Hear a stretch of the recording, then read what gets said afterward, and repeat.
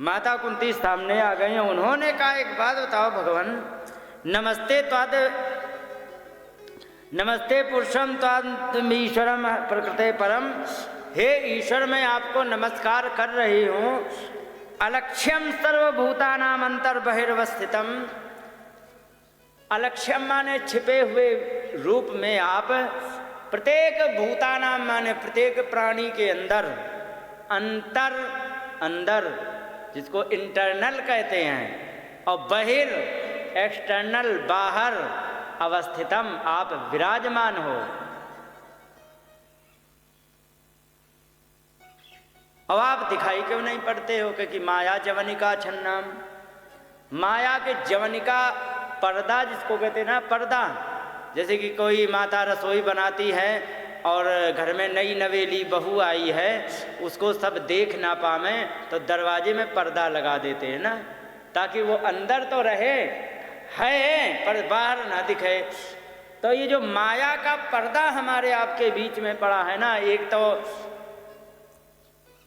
घमंड बहुत बड़ा है। मैंने क्या बताया जाए, ऐसा ऐसा देखा है। पर्दा का है मतलब एक तो होता है कि कपड़े का पर्दा, एक होता है चमड़े का पर्दा। चमड़े का पर्दा कौन सा है? घमंड इतना है, अरे साहब हम ये हम वो। और सच्चाई ये है कि सुई में धागा डालने की अकल नहीं है। समझ गए? घमंड बहुत बड़ा है, पता नहीं किस बात का। तो ये पर्दा नहीं, चमड़े का पर्दा पड़ा हुआ है, उसको कैसे छुड़ाओगे? अच्छा, अभिमान एक चीज को दर्शाता है कि ना तो तुमने विद्वानों की संगत की है, ना तो तुम विद्या अध्ययन के लिए तुम रत रहे हो। क्योंकि विद्या कैसे आती है आपको एक जरा सा उदाहरण दे दे। एक गीत है, डाल डाल पर सोने की चिड़ियाँ करती हैं बसेरा, ये भारत देश है मेरा। आपने सुना होगा। हमारी उम्र छोटी थी, हारमोनियम बजाता था, बचपन से ही लग गया था हारमोनियम बजाने में, फिर बाद में ढोलक भी लग गया। तो उसमें क्या हुआ कि एक गाना हमें याद आया, मुझे याद आया कि वो व्यक्ति इस गाने को बजा लेता है। हम बहुत प्रयास करें, गाना निकले नहीं। मैंने जून की दोपहर में उठाई साइकिल, 3 किलोमीटर में गया। उस व्यक्ति का नाम है मूलचंद राठौर। उससे मैंने जाकर के केवल ये कहा, और इतना घमंडी वो बताने को तैयार। मैंने कहा कि तुम हमें कुछ मत बताओ, केवल एक बार मेरे सामने बजा दोगे? कि हाँ, जब आए हो इतनी दूर से बजा। एक बार उसने बजा दिया और वहाँ से बजा करके मैं देख के तुरंत उसको प्रणाम किया, उठाई साइकिल, भाग आए। और जब वहाँ से भाग आए सीधे, तो आ करके फिर वहाँ अभ्यास किया 10-15 मिनट, तब जा करके एक गीत तैयार हुआ। जरा सोचो, बहुत प्रयास लगता है किसी भी विद्या का अध्ययन करने के लिए। तो जो अभिमान करता है ना, इसका मतलब उसने विद्या अध्ययन किया ही नहीं है। समझे भाई? गहराई तो वो नाप पाएगा ना जो अपने जीवन को दांव पे लगाता है कि डूब भी सकते, लेकिन कोई बात नहीं, गहराई नापेंगे। और जो किनारे बैठा रहा, वो क्या जाने क्या गहराई है, क्या क्या है। समझ गए? तो ये चीज है। अभिमान एक ऐसा, केवल अभिमान एक ऐसा वो होता है कि ये स्पष्ट रूप से बता देता है कि ना तो तुम पढ़े हो, ना तो तुम्हें कुछ आता है, ना ही तुम विद्वानों की संगत में बैठे हो, और ना ही तुमने गुरुजनों के चरणों का आश्रय लिया है। क्योंकि विद्या ददाति विनयम विनयात याति पात्रताम पात्रत्वात् धनम आपनोति धनात धर्मः ततः सुखम। क्या शास्त्र की नीति है? सुनो, जीवन का क्रम क्या है? क्योंकि विद्या आती है तो उससे विद्या ददाति विनयम। जो विद्या सीखता है वो विनम्रता उसके हृदय में आ जाती है। क्योंकि कितनी रगड़ करनी पड़ती वो जानता है जिसने विद्या सीखी हो। और विद्या से विनम्रता आती, विनयात याति पात्रत्वाम। पात्रताम का मतलब, यदि तुमने विद्या सीख ली और विनम्रता नहीं आए तो तुम पात्र नहीं बने हो, ध्यान रखो। हाँ, असली विद्या के पात्र तब बनोगे कि विद्या सीख के तुम विनम्र हो जाओ। और पात्रत्वात् धनम आपनोति, जैसे ही तुम्हें पात्रता मिल गई कि हाँ तुम सच में, पात्रता का मतलब सर्टिफिकेट मिल गया कि हाँ तुम कर सकते हो, तो उससे धनम आपनोति, धन प्राप्ति करता है। और धनात धर्मम, धन कमा करके धर्म कर सकता है। एक बात बताओ, तुम्हारी इच्छा भाई कि हम वृंदावन जाएं, परिक्रमा लगाया मैं वृंदावन की भी गोवर्धन की, किराया भाड़ा लगेगा कि नहीं? और बाई चांस भंडारा नहीं मिला तो वहाँ होटल पे खाना पड़ेगा कि नहीं? पैसा लगेगा। तो पैसा लगेगा तब तुम धर्म कर पाओगे कि नहीं? तो धनात धर्मम, धन कमा करके धर्म कमाया जाता है, और धर्म कमा करके ततः सुखम, उससे सुख मिलता है। समझ गए? बड़ा अच्छा क्रम दिया गया। तो आप हो कैसे कि माया जवनिका छन्नाम, माया के पर्दे से आप ढके हुए हो। अज्ञाधोक्षजम अव्ययम, अज्ञा माने अज्ञानी के लिए, हे अधोक्षज, हे भगवान, हे अव्यय अविनाशी परमात्मा, ना लक्ष्य से मूढ़ दृशा नटो नाट्य धरो यथा। और तुम किसी भी मूढ़ दृशा, जिसकी मोटी बुद्धि है, उसको न लक्ष्य से आप दिखाई नहीं पड़ते हो। और नाटक कैसे कर रहे हो? क्योंकि नटो नाट्य धरो यथा, नट की तरह तुम नाटक करते फिर रहे हो। कहीं हमारे भतीजे बने फिर रहे हो, कौन कह नहीं है? माता कुंती, कहीं तुम हमारे भतीजे बने फिर रहे हो, कहीं तुम हमारे लाला युधिष्ठिर के पांव दबा रहे हो, कभी उनसे मित्रता कर रहे हो, कहीं तुम यशोदा मैया का डंडा देख देख के थर थर कांप रहे हो। सब लिखी है बातें। ये केवल नाटक कर रहे हो तुम। और नाटक करने के लिए, क्योंकि एक बात कही है, अगर जो नाटक चल रहा है संसार में, ठीक है, तो नाटक यदि संसार में चलता है तो इसकी असलियत जानने के लिए मैंने क्या बताया था कि उसके चेला बन जाओ। कभी एक बार हम रामलीला करने गए, कहाँ, बक्सर, तो वहाँ पर एक साउंड वाला हमारे साथ में था, तो साथ में एक उसका ऑपरेटर भी था, क्योंकि वो दिव्यांग था साउंड वाला, तो ऑपरेटर था, तो वो हमारे साथ में लगा रहता था। तो कैसे मेकअप करते थे, कैसे नाटक करते थे, कैसे रिहर्सल करते थे, वो सब देखता रहता था। और फिर वहाँ मंच पर जा कर के एक दूसरे से लड़ते भिड़ते थे, तो क्या वो जानता नहीं था कि वहाँ पर ये नाटक रिहर्सल करके आए हैं? जानता कि नहीं? उसे सब पता था कि ये रिहर्सल करके आए, तब यहाँ नाटक करके दिखा रहे हैं। तो यही भगवान का चलता है। यथार्थ में तुम नाटक करते हो, रिहर्सल तो तुम वैकुंठ में करवा के आए हो सबसे। यही चल रहा है। इसके बाद हमने देखा है कि यहाँ पर मैंने एक बात और बड़े आश्चर्यचकित कर देने वाली है कि क्या, कि आपने, श्री राधे, आपने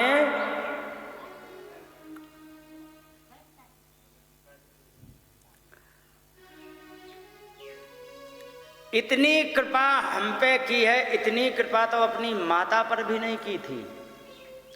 माता को पकड़ करके कंस ने बाल पकड़ के नीचे रथ के पटक दिया और वहाँ मारने को तैयार हो गए। तब जा करके सीधे सीधे वसुदेव जी ने बताया था, यथा ऋषिकेश खलेन देव की कंसे निरुद्धाति चिरा सुचार पिता विमोचिता हम सह आत्मज विभो तथैव नाथेन मुहुर विपद गणात।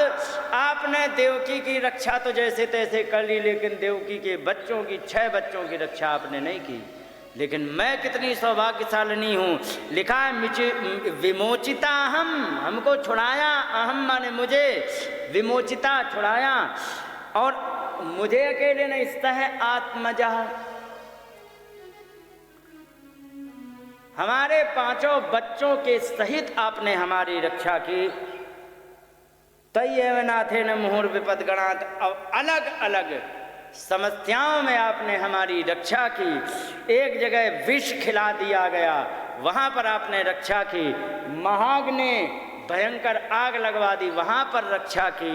और पुरुषाद दर्शनात् दुष्ट पुरुषों के दर्शन से, माने सामने आमना सामना हो जाने से भी रक्षा की। असत सभायाम, जिस समय द्रौपदी का चीर हरण हो रहा था, वो सभ्य लोगों की सभा थी या दुष्टों की? वो दुष्टों की सभा थी, तो उसे कहते असत सभायाम। असत माने दुष्टों की सभा में। और वनवास कृच्छ्रतः, वनवास के सैकड़ों कष्ट आए, और वहां पर मृदे मृदे नेक महारथा ततो, अनेक अनेक युद्धों में बड़े बड़े महारथियों से हमारे बच्चों को बचाया। और अभी अभी मैंने देखा कि हमारा एक ऐसा शिशु है जो अंतिम बचा है, उसको द्रोणाचार्य के शस्त्र से अभी अभी आपने बचाया। भगवान एक बात बताओ, हमारी समझ में नहीं आई, जब तक मेरे जीवन में विपत्तियां रहीं तब तक आप कंधे से कंधा मिला के हमारी हर क्षण रक्षा करते रहे कि नहीं? लेकिन आज हमारे पुत्रों को राज मिल गया, हमारी सारी समस्याएं समाप्त हो गईं, और आप कहने लगे कि बुआ हम चल रहे। क्या मतलब है? तुम आपत्तियों में ही साथ देते हो क्या? और आपत्तियां चली जाए तो आप चले जाते हो। तो भगवान एक बात ध्यान रखो, यदि आप आपत्तियों में ही साथ देते हो, आपत्तियों में ही साथ रहते हो, तो हमारे जीवन में विपदा संतो न शाश्वत, हमारे जीवन में लगातार आपत्तियां ही बनी रहें। तत्र तत्र जगत गुरु, हे जगत गुरु, हमारे जीवन में चारों तरफ से आपत्तियां ही आपत्तियां रहें, क्योंकि इन्हीं आपत्तियों से भवतो दर्शनम यत स्यात्, इन्हीं आपत्तियों से ही आपका दर्शन हो जाता है। अपुनर्भव दर्शनम, जिससे मोक्ष की प्राप्ति होती है। अच्छा ये बताओ, कुंती माता ने कहा कि हमें आप, यदि आप आपत्तियों में साथ देते हो, आपत्तियों में हमारे साथ रहोगे, तो आप मुझे आपत्तियां दे दो। भगवान कृष्ण से माता कुंती ने क्या मांगा? भगवान कृष्ण मांगे या आपत्ति? क्या कहना चाहोगे?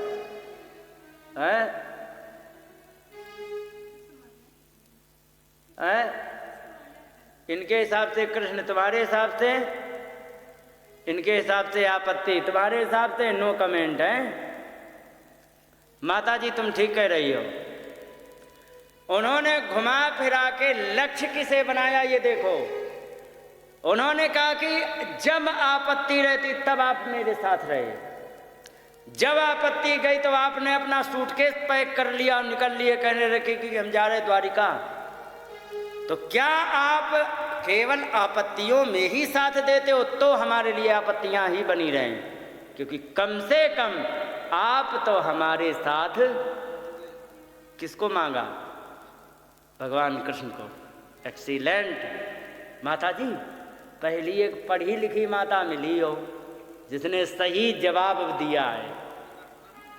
बहुत सी जगह यही कह देते हैं आपत्तियां नहीं, आपत्ति नहीं मांगी, भगवान कृष्ण को मांगा है। समझ गए? हाँ, क्योंकि देखो उन्होंने साधन बनाया है आपत्ति को, समझे?